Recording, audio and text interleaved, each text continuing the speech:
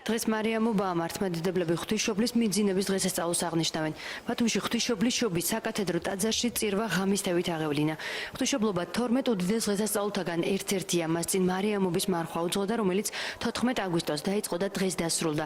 ღვთისმშობელს მისი მიძინების დღე უფალმა მთავარანგელოზ გაბრიელის მიერ ახარა, რომელიც მას ზეთისხილის მთაზე ლოცვისას გამოეცხადა. მთავარანგელოზმა დედა ღვთის აზათნობა, რომ 3 დღის შემდეგ მიიძინებდა. დასამოწმებლად კი სამოთხეში დანერგილი ფინიკის ხის ტოტი გადასცა, რომელიც ღვთაებრივი მადლით ბრწყინავდა.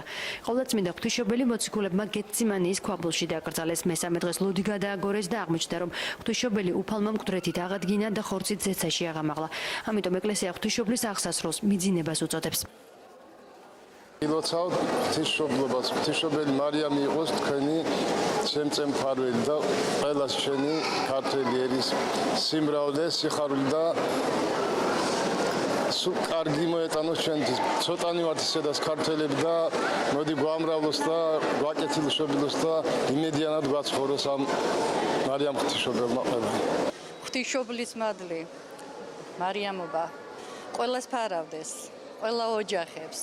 სრულიად საქართველოს და მინდა რომ ღვთისმშობლის მადლმა გააერთიანოს საქართველო, გააძლიეროს და რა ვიცი, ყველაფერი ლამაზი ქონებოდეს ღვთისმშობლის ფარველობით.